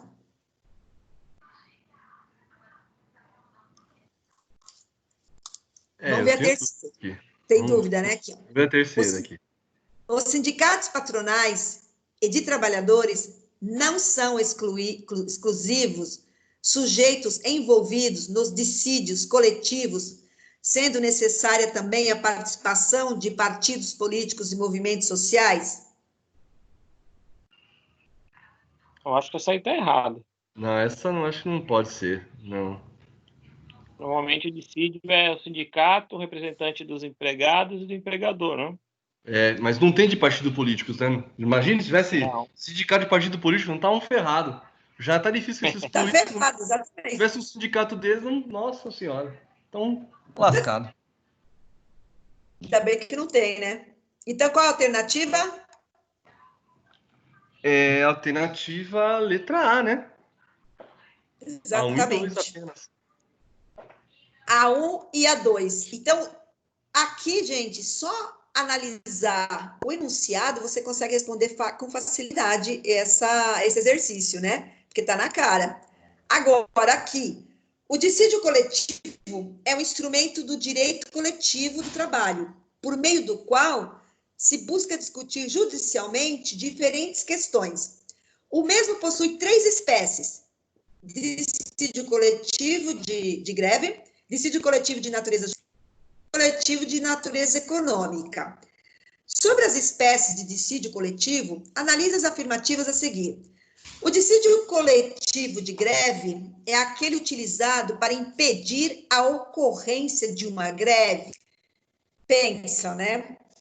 O dissídio coletivo de natureza jurídica pretende esclarecer os critérios e a melhor forma de interpretação de uma norma jurídica. O dissídio coletivo de natureza econômica é aquele utilizado para a regulamentação de normas e condições de trabalho. Qual que é o correto?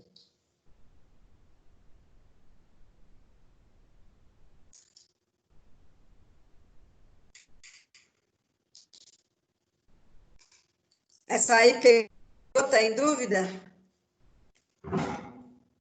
Tem pegadinha.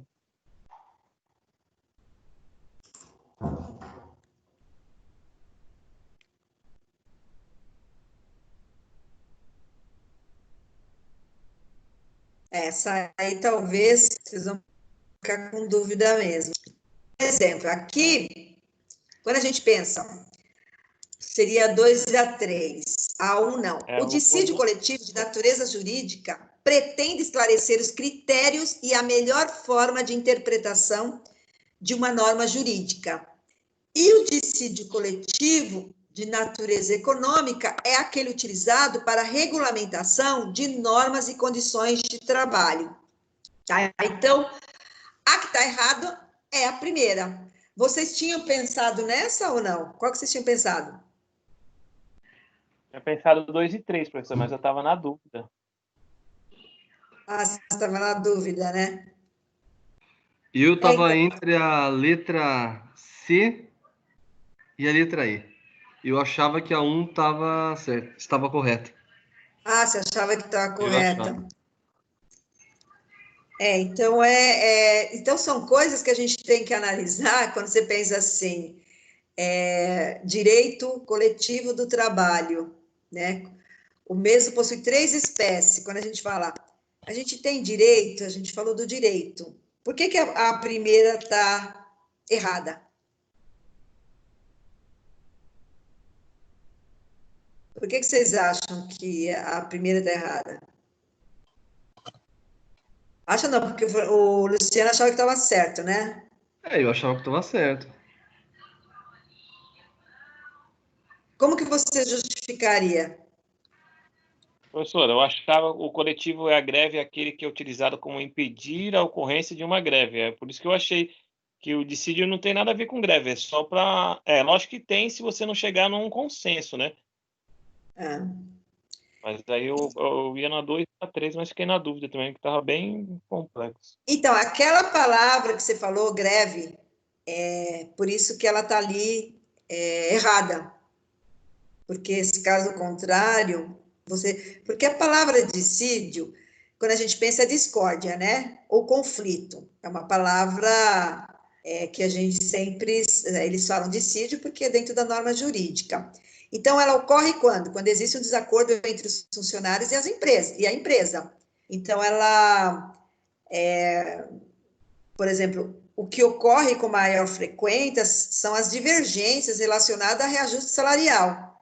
Então, por essa razão, o termo dissídio salarial ficou conhecido como sinônimo de reajuste salarial.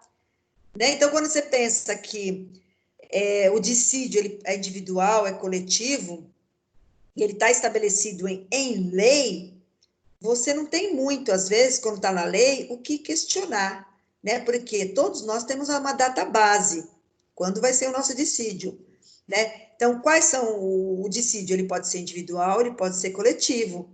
Então, o que, que é o dissídio, por exemplo, coletivo, né? É uma ação trabalhista contra o seu empregador, na Justiça do Trabalho. Então, quais são os motivos mais comuns que a gente percebe, né? Pelo menos quando eu vou lá eu estou na empresa, eu tenho que ver a equiparação salarial, que a gente trabalhou, cobrança de verbas rescisórias relativas às horas extras, fundo de garantia 13º e reajuste salarial.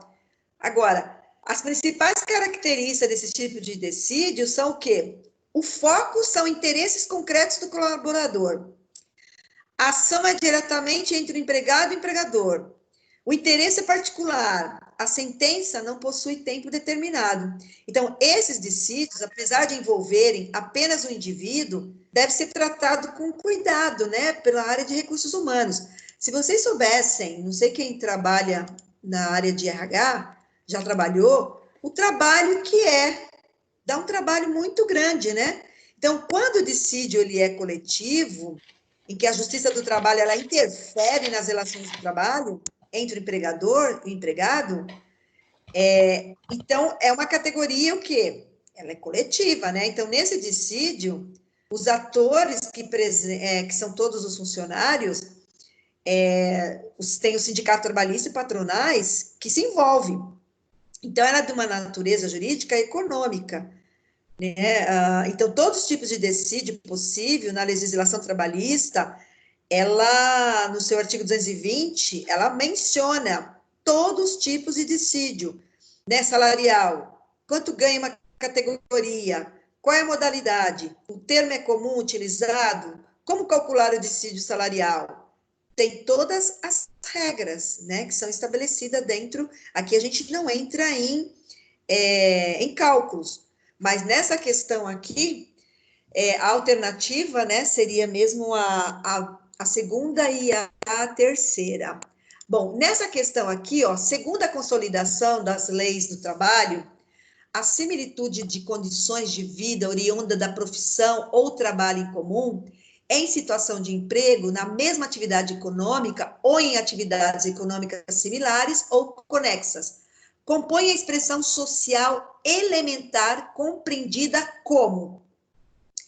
Agora, aqui vocês têm que decidir. Qual é a alternativa correta? Que essa expressão, ela vai corresponder ao que está escrito acima.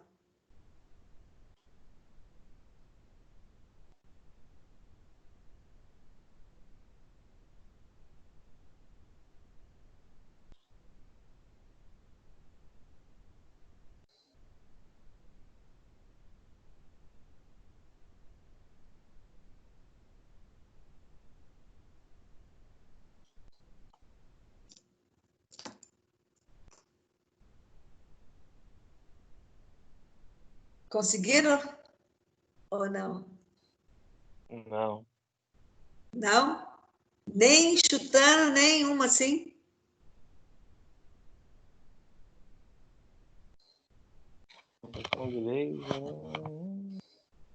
Aqui, ó.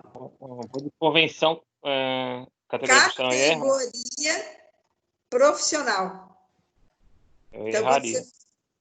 Porque tem econômica, a gente está falando de categoria profissional, que entraria aqui a expressão que complementa o texto acima. Qual que você ia falar, Paulo?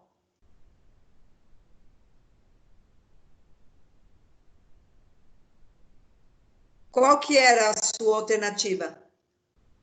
Eu ia responder convenção. Estava em dúvida entre convenção coletiva de trabalho ou dissídio coletivo de trabalho. Estava na dúvida desses dois. Nenhuma da alternativa correta, né? E o restante, acho que também ficou na dúvida, né? É porque, agora deixa eu te perguntar, é complexa quando se fala de direito coletivo do trabalho, sindicato, greve? Vocês acham difícil essa disciplina? Ou complexa, né? Eu acho complexo. Tem vários braços, né? Dissídio, acordo, convenção, agora essa categoria profissional. Acho que é mais Por exemplo, se eu pedisse para vocês, né, se acontecer de uma prova dissertativa, o que são sindicatos? O que vocês responderiam? O que são sindicatos? Qual o papel que eles exercem? Se fosse para dissertar, eu dissertaria que é uma instituição que intermedia os interesses do trabalhador com o empregador, para que não haja condições abusivas. Correto. Então, E a finalidade? Qual seria a finalidade?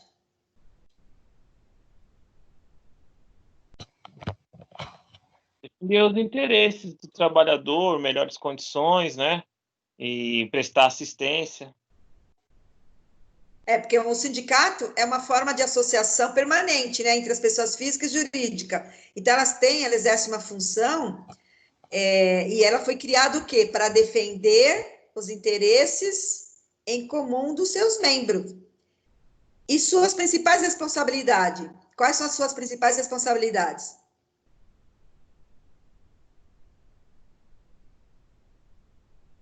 Estão a negociação de acordos, né, coletivo, intervenção legal em ações judiciais, orientação sobre questões trabalhistas, participação na elaboração da legislação do trabalho. Então, os sindicatos, eles podem também criar diversos projetos que visem a melhoria de vida dos seus associados, né? Então, isso também eles têm que ter, não é só pegar o dinheiro e não fazer nada, é só esperar. Então, os sindicatos, como eu falei, né, na Constituição, ela prevê no artigo 8º o direito à livre associação profissional. Então, você tem todo o direito se você quer se associar ou não a esse sindicato, né? Então, esse que seria uma das... Estou fazendo perguntas aqui, porque talvez tenha 2 dissertativas, tá? Semana que vem eu gostaria que vocês também participassem, porque eu vou dar umas dicas, que são vários tópicos, né, dentro dessa... O certo seria assim, do 1 até o 4, né? Todas as sessões. Só que como ele é muito extenso, então eu vou selecionar alguns tópicos, porque serão 10 questões, para que vocês possam estudar em cima daquilo que eu vou comentar a aula que vem. Mas um dos assuntos, a gente vai falar de sindicato, sim, da aula de hoje, do direito coletivo do trabalho, porque ele é importante também. Então, inclusive, tem uma questão aqui, o direito coletivo do trabalho, em síntese, ele pode ser definido como o complexo de princípios, regras e institutos jurídicos destinados a regulamentar as relações laborais de empregados e empregadores em seu aspecto coletivo, bem como as relações... Eu só puxei a extensão, eu vou ligar a máquina, botei para lavar a roupa. É Genésio que está falando, Genésio? Vamos lá. Vamos lá. O direito coletivo do trabalho pode ser definido como complexo de princípios, regras e institutos jurídicos destinados a regulamentar as relações laborais de empregados e empregadores em seu aspecto coletivo, bem como as relações entre entidades sindicais e estas com empregados e empregadores. Com base no previsto na lei a respeito do direito coletivo de trabalho, é correto afirmar que... uma dica que eu sempre dou para vocês, aqui a gente está falando do direito coletivo. O que ele quer saber? Com base no previsto, a lei a respeito do direito coletivo, é correto afirmar. Vocês talvez não lembrem da lei, mas lendo, porque aqui ele vai falar da convenção coletiva, por isso que tem que ler detalhado, dos sindicatos, aqui é permitida a convenção, vou grifar para vocês lerem com propriedade. Essa aqui talvez vocês vão acertar, porque ela está muito em evidência. Dá uma lida aqui nessas... Oh, eu pus vermelho, já falei. Caramba, na realidade estava bem previsto, que seria essa aqui, né? Acabei falando. A convenção coletiva de trabalho pode ser entendida como o acordo entre 2 ou mais sindicatos representativos de categorias econômicas e profissionais, que estipulam condições de trabalho a serem aplicadas no âmbito das respectivas representações. Gente, essa questão, ela vai cair no formato, lógico, diferente, mas o que vocês têm que saber, o que é direito coletivo? Como é que vocês resumiriam essa questão? O que é direito coletivo?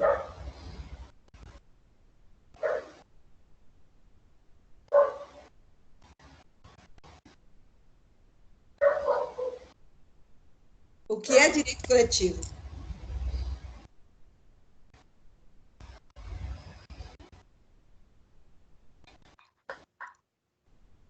Com poucas palavras.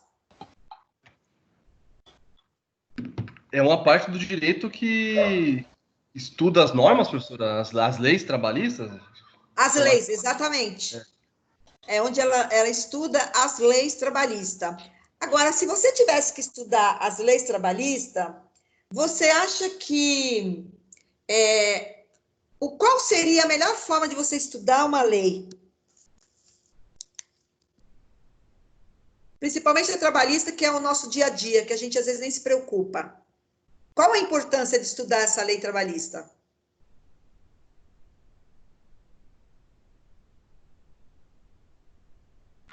Como que é a pergunta, professora? Desculpa, me perdi aqui.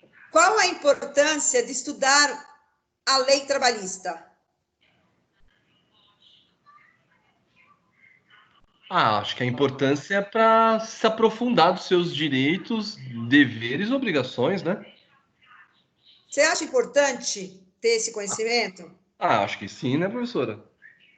É que nem quando você, sei lá, faz uma compra de um produto, você tem que saber para que serve, qual que é a aplicação dele. Acho que as leis trabalhistas nesse sentido, né? Eu, como trabalhador, eu tenho que saber onde é a minha obrigação e aonde é a obrigação da empresa, né? Onde é o meu dever, né? Onde é, sei lá, tem que ter esse equilíbrio, né? Para uma relação comercial, né? Que não deixa de ser uma atividade de exploração comercial, né? E se eu perguntar assim, qual a importância, então, da CLT e o que podemos esperar para o futuro?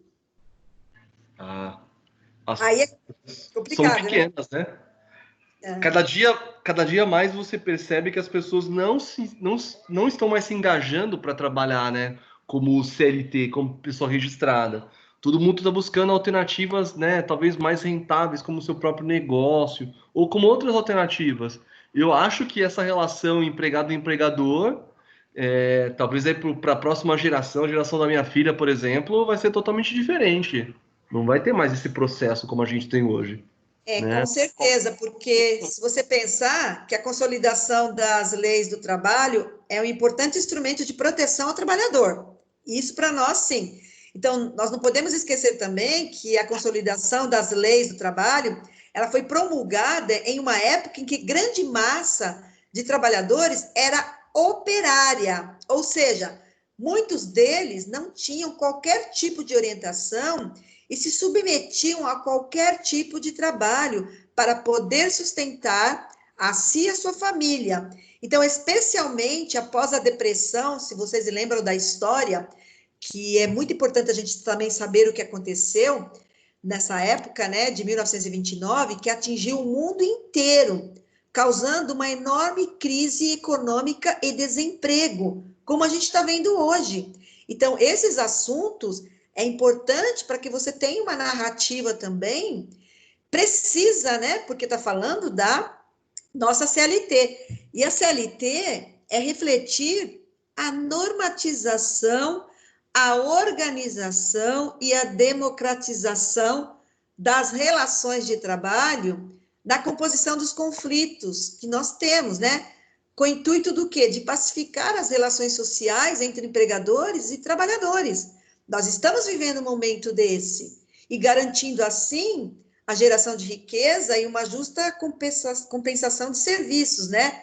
Agora, quanto ao futuro da CLT, as duas, né, profissionais foram, assim, quando você estuda, né, a gente discute muito essa questão, tem a flexibilização da CLT, que ela vai fazer o quê? Ela vai se adequar aos novos tempos, aquilo que você disse, talvez a sua filha, né, ou os netos não terão mais essa lei, né, a gente não vai ter essa garantia, eles estão estudando, mas não se sabe até quando vai isso, né? Teve a reforma trabalhista, mas tem muita gente ainda, muitos empresários que não gostariam de ter, porque você sabe, se você contrata um funcionário, você gasta 2 vezes mais, né? Você contrata por 2.000, mas você vai gastar 4.000, né? Então, é importante a CLT,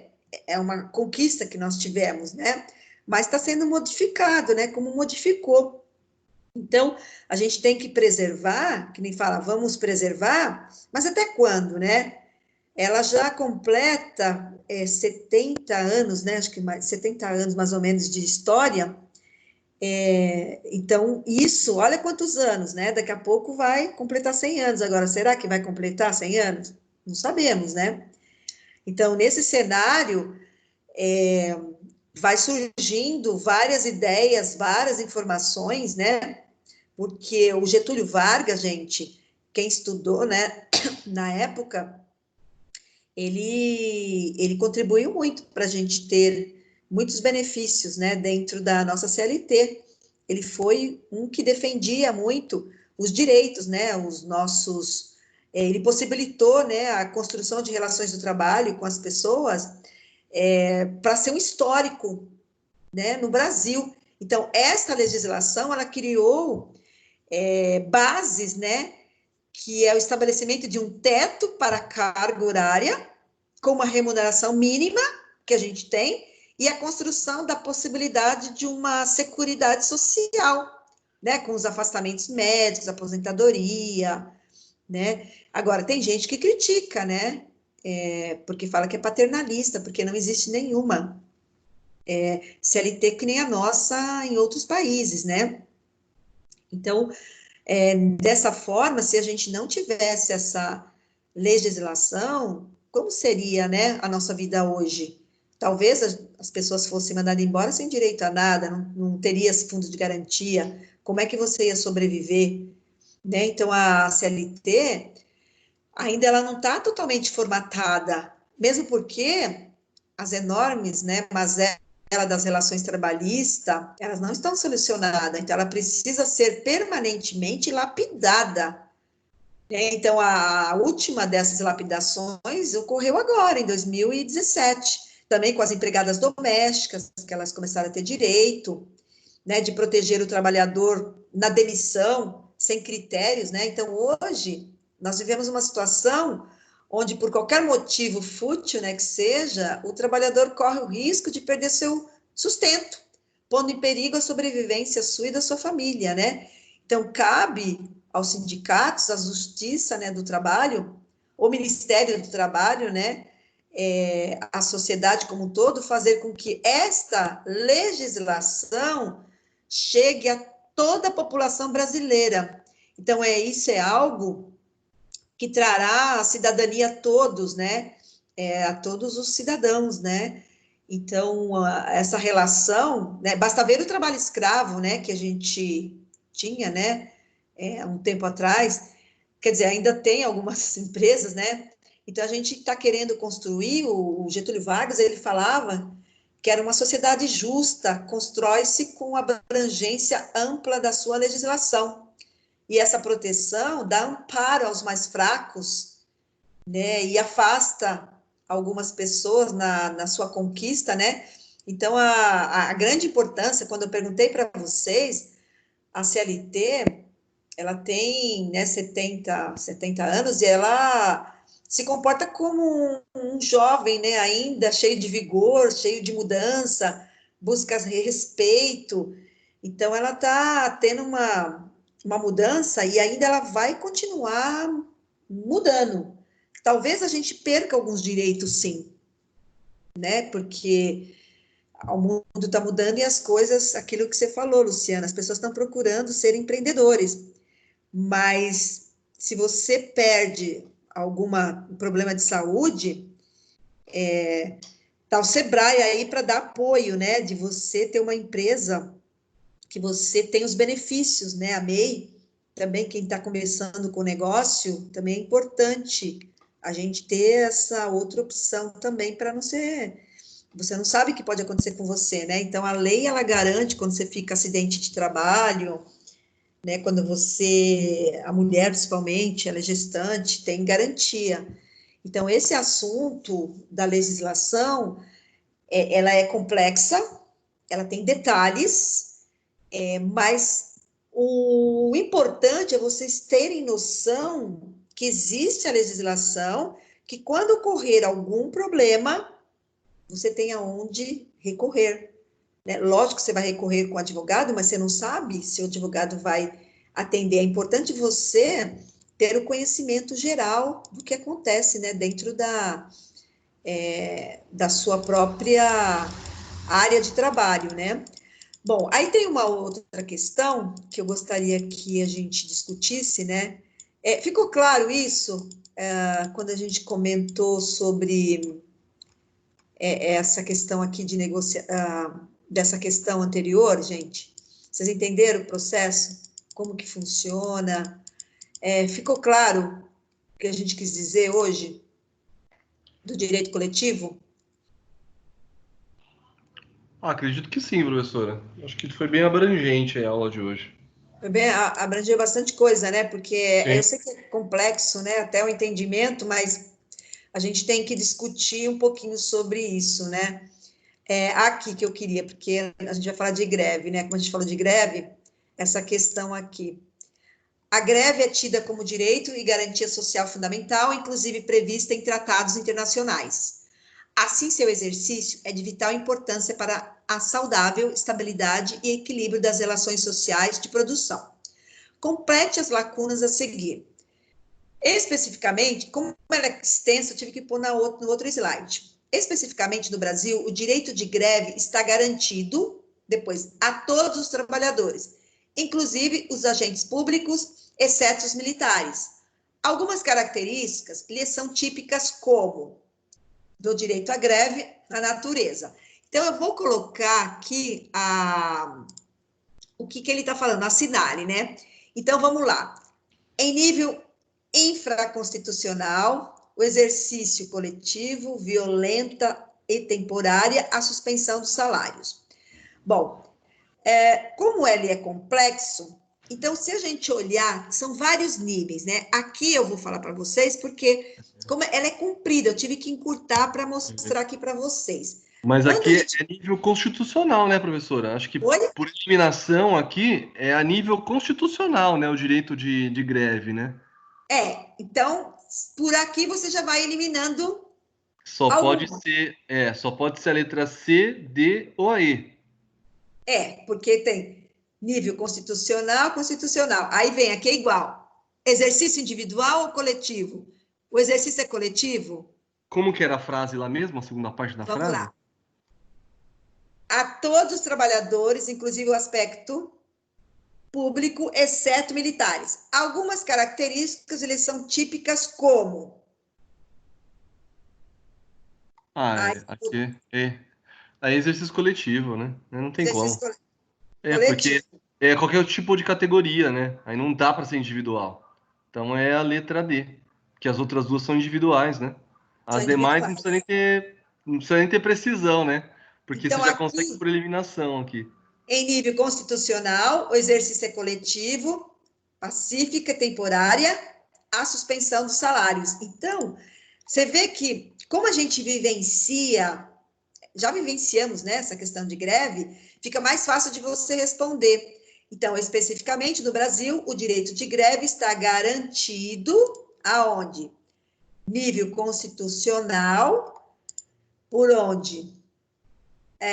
A todos os trabalhadores, constitucional, inclusive os agentes públicos, exceto os militares. Algumas características, eles são típicas, como, voltando, Exercício coletivo. exercício coletivo, tá, exercício coletivo, do direito de greve, a natureza Pacífica, né? E temporária. pacífica e temporária, e vem a suspensão, né, ainda que seja, né, a suspensão, né, do salário. Então, essa questão, como a gente falou de greve, falando desses tópicos, fica mais fácil vocês lembrarem, né, do assunto. Aqui a gente já falou, mas tem uma outra questão aqui que eu queria, que foi logo no começo, eu não quis mostrar para vocês, para poder discutir agora sobre essa questão aqui. O que é mais importante? Acordo coletivo, convenção coletiva ou dissídio? O que é mais importante? Depende, né? Depende do quê? Depende da ótica, né? De como a gente está enxergando as situações, né? Porque, por exemplo, a convenção coletiva, ela dá vários direitos, obrigações, inclusive o dissídio dentro da convenção coletiva. Então, acaba incorporando, né? A convenção acaba incorporando esse serviço extra. Se eu optar, por exemplo, pelo dissídio, ele é o único exclusivo, um índice que pode ser bom ou não, mas ele, né, não salva um monte de outras garantias que o trabalhador pode ter, né? Por exemplo, como auxílio creche, a própria alimentação, refeição, o salário base da categoria base da convenção, né, daquele sindicato. Então, eu acho que fazendo uma avaliação mais ampla, eu acho que a convenção ela tem, né, uma amplitude um pouco maior que o dissídio. Exatamente. Você fez o raciocínio correto. Porque muitas pessoas confundem, né? Quando você fala de acordo, né? Ou convenção, a convenção ela tem um respaldo muito grande, né? É a lei, né? Exatamente, é a lei.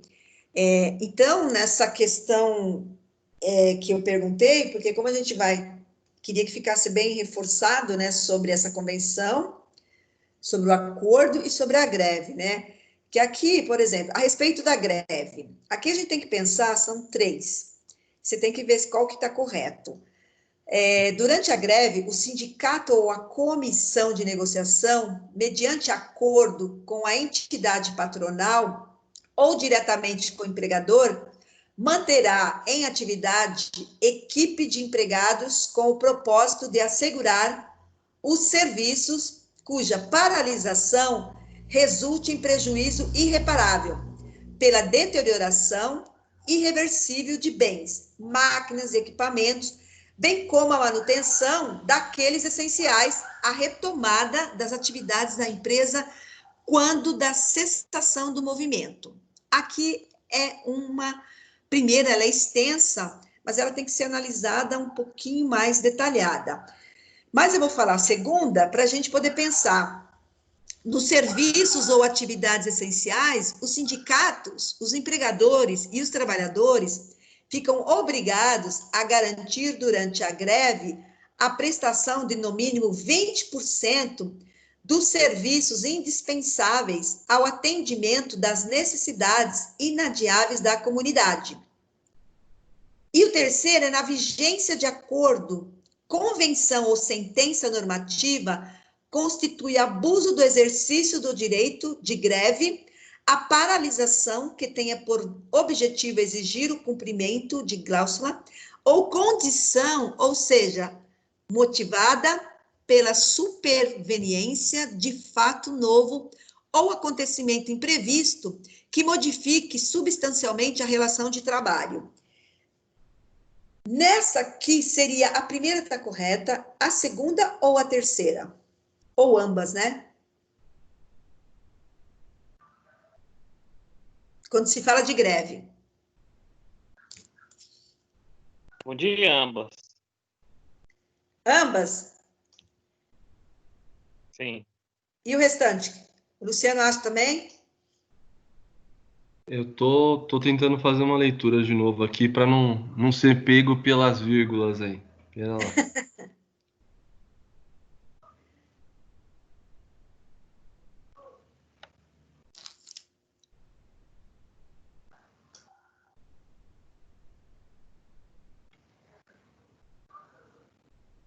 E o restante? Não está falando? Deixa eu ver se está com o microfone.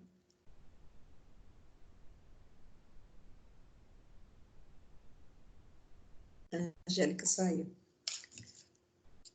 É bem...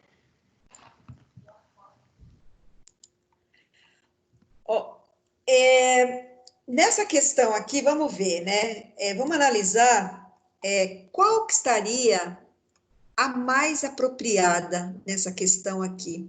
Se você fala que todas, poderia ser todas ou não? Todas têm alguma coisa aqui que faz sentido, mas é o finalzinho que acaba detonando aqui, né? Então, aqui, gente, Apenas a é primeira? só a primeira nessa questão aqui. Eu lembro que quando a gente fala de uma questão e às vezes ela é um pouco mais extensa, os alunos sempre falam que vai direto nela, né? E às vezes tem razão. Porque se você for analisar, durante a greve, o sindicato ou a comissão de negociação, mediante acordo com a entidade patronal ou diretamente com o empregador, manterá em atividade equipes de empregados com o propósito de assegurar os serviços cuja paralisação resulte em prejuízo irreparável pela deterioração irreversível das máquinas e equipamentos, bem como a manutenção daqueles essenciais à retomada das atividades da empresa quando da cessação do movimento. Então, se você olhar, aquilo que você falou, depois da... Geralmente, tem alguma coisa errada. Por isso que a gente tem que ler até o final. Então, quando se fala de greve, porque todo mundo entende o que é greve, por que acontece, os tipos de greve, mas na hora que coloca numa questão, a dúvida vem. Por isso que a gente vai trabalhar bastante na próxima aula algumas questões que eu prova que a gente vai ser uma análise mesmo. E quem eu gostaria que as pessoas participassem, mas se não participar, né, vou pegar umas questões diferentes para a gente poder trabalhar. Que isso é fundamental para a gente rodar o nosso cérebro, né, para ele aquecer, né, porque vocês vão fazer prova semana na terceira semana de todas as disciplinas, principalmente as interativas. Então, tem que realmente colocar para funcionar, né, a nossa... às vezes você pode ficar em dúvida, mas quando você raciocina em cima das questões, você consegue absorver melhor e ter uma assertividade melhor, né? Agora, se eu falar assim, qual que é a conclusão que nós tivemos hoje da aula de hoje?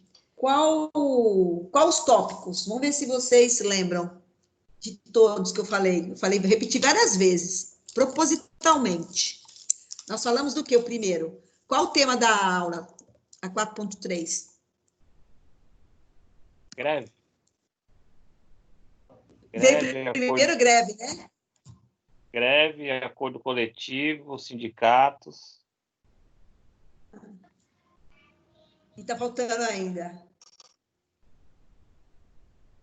Acordos, né? Tem o direito que você falou coletivo, sindicatos, a negociação coletiva, a convenção coletiva, né? A greve e o negociado sobre o legislado. Qual que é a diferença de convenção e acordo? Como que vocês definiriam? Convenção é o quê? Sindicatos, empregadores e os patronais, né? E o acordo coletivo é o sindicato, que é a empresa, e o sindicato que dos empregadores. Empregadores, né? Tá? Dos empregadores. Agora, outra questão aqui. Qual que é a diferença quando você... o que vale, prevalece mais? Quando eu mostrei a Constituição. Foi logo nos primeiros. Qual que prevalece mais aqui? Ó, quando você vê as fontes do direito do trabalho, ele provém de diversos grupos sociais, né? E não apenas do Estado. Então, onde entra o acordo coletivo? Ele entra nas fontes formais, acordo coletivo de trabalho, sindicato e empresa, e as convenções. Aqui eu coloquei para vocês, lógico, se a gente tivesse uma aula de direito, a gente estudaria todos os elementos, que tem que estudar, né, no direito. Aqui eu mostrei a parte que a gente ia falar hoje da nossa aula, que era a convenção coletiva, né, e o acordo coletivo. Então, para que a gente tivesse uma noção aonde se encaixa quando você fala do direito, né, que atribuem as regras jurídicas no caráter de direito positivo, né, que vocês talvez não saibam, mas o direito positivo é aquele que a gente está hoje, que a gente está implementando, que seria a nossa consolidação, né, do direito do trabalho. Então, dentro, o que vale mais? Quando você olha aqui da Constituição, a Constituição, ela está aqui em cima, e embaixo vem, né, as fontes dos direitos materiais e as formais. Então, as formais, que é a Constituição, é a emenda, né, a lei ordinária, os acordos também, que está dentro da Constituição, e tem os materiais que vêm onde que é a greve, né? Bom, e aqui, para a gente finalizar, só para lembrar, o acordo coletivo é diferente de convenção coletiva, né, que tem os sindicatos dos empregados versus empregador, sem termos, né, abrange apenas os empregados da empresa em questão, e a convenção coletiva, né, que é entre dois sindicatos dos empregados versus empregadores, e seus termos abrangem todos da categoria. Bom, com isso, né, eu queria, assim, perguntar para vocês se vocês têm alguma dúvida, algum questionamento, né, sobre isso, e se vocês conseguiram entender todo o processo da aula de hoje.